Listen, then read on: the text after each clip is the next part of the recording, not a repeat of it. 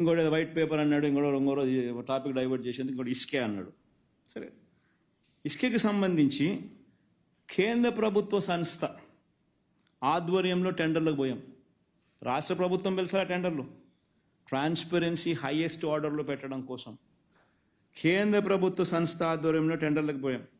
ఆ టెండర్లలో వీళ్ళందరూ పార్టిసిపేట్ చేసి ఉండొచ్చు.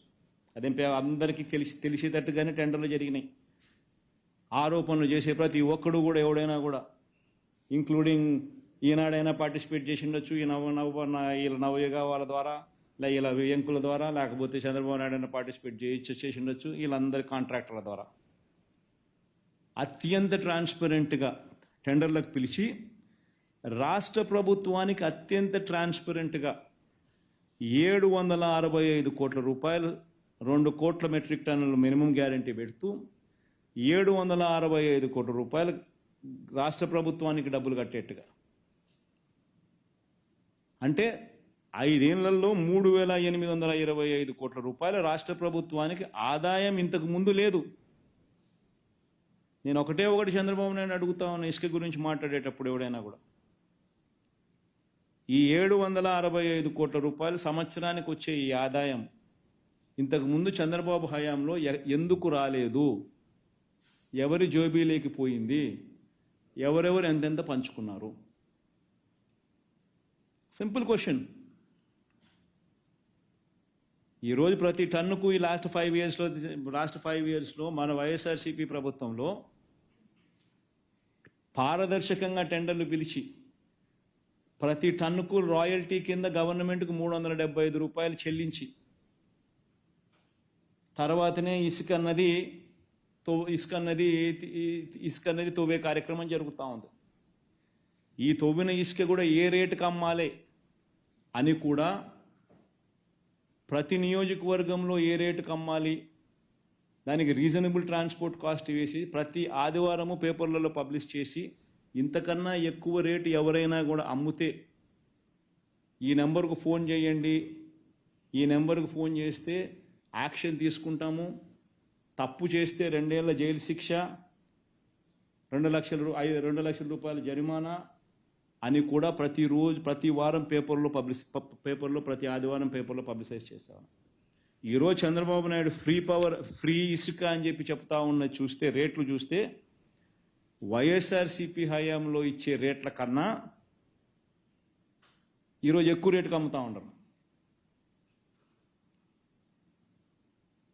వైఎస్ఆర్సీపీ హయాంలో ఇచ్చే రేటు కన్నా ఈరోజు ఫ్రీగా శాండ్ ఇస్తానని చెప్పిన చంద్రబాబు నాయుడు అంతకన్నా ఎక్కువ రేటుకి అమ్ముతా ఉన్నాడు ఈరోజు. కనీసం అప్పుడన్నా రాష్ట్ర ప్రభుత్వానికి 375 రూపాయల టన్నుకు వచ్చేది.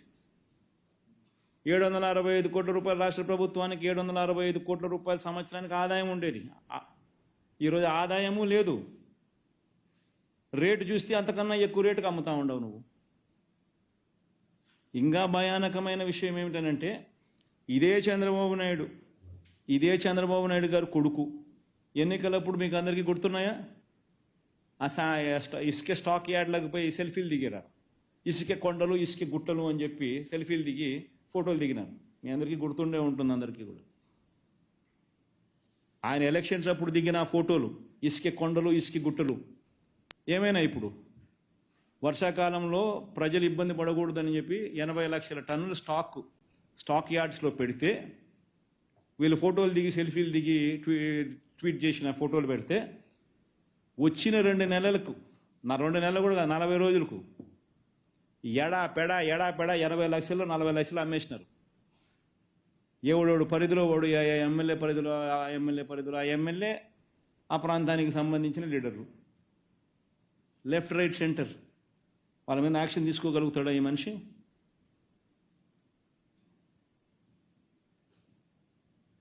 టన్నుకు 765 టన్నుకు 375 రూపాయలు, 765 కోట్ల రూపాయలు సంవత్సరానికి రాష్ట్ర ప్రభుత్వానికి, రాష్ట్ర ఖజానాకు ఆదాయం వచ్చింది. ఈరోజు ₹1 రాష్ట్ర ఖజానాకు ఆదాయం రాకపోగా ఇసుక లేదు, ఎడాపెడా దోచడము, రేట్లు చూస్తే వైఎస్ఆర్సీపీనే మేలు అని చెప్పి ఈరోజు ప్రజలు అనుకుంటా ఉన్నారు. వైఎస్ఆర్సీపీ టైంలోనే రేట్లు తక్కువగా ఉన్నాయి, ఈయనేమో ఉచిత ఇసుక అని చెప్పి ఈయన చెప్పినాడు.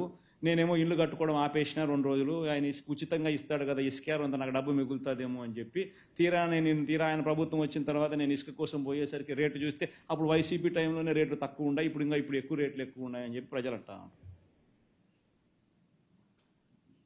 వాస్తవం కాదా నేను చెప్పేది? కళ్ళ ఎదుట కనపడుతుంది దోపిడీ. ఆయన ఏలెత్తి ఇంకొకరి మీద చూపిస్తాడు. కళ్ళ ఎదుట దోస్తూ ఉన్నారు. స్టాకులు లేవు, దోచేయడాలు, రాష్ట్ర ప్రభుత్వానికి వచ్చే ఆదాయం పోయింది. ఏలెత్తి చూపించడము, ఆరోపణలు చేయడము, దోచేయడము. చూడండి వైట్ పేపర్లు అనేది ఏం వైట్ పేపర్లు ఒకసారి గమనించండి.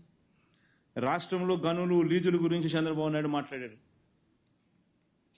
రాష్ట్రంలో గనులు లీజుల గురించి మాట్లాడుతూ పెద్దిరెడ్డి రామచంద్రారెడ్డి అని ఆయన మీద బండేయాలని చెప్పి విపరీతంగా ప్రయత్నం చేస్తూ ఉంటాడు. పెద్దిరెడ్డి రామచంద్రారెడ్డి ఈయన చిన్నప్పుడు క్లాస్మేట్లు. అప్పుడెప్పుడు పెద్దిరెడ్డి రామచంద్రారెడ్డి కాలేజీలో ఉన్నప్పుడు చంద్రబాబు నాయుడు కొట్టినాడంట. ఆ కోపాన్ని ఆయన ఎప్పుడు తట్టుకోలేడు, జీర్ణించుకోలేడు.